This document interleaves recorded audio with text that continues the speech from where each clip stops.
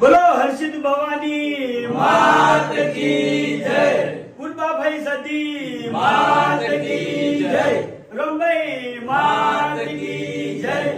જય માતાજી. તમામ ચાહક મિત્રોને જણાવવાનું કે પાલનપુરની અંદર આપણે અનાઉન્સમેન્ટ કર્યું હતું કે મંગળવારના દાડે મફુ કાકાના નામથી આપણે એક પ્રોડક્ટ લોન્ચ કરવાના છે, બરાબર?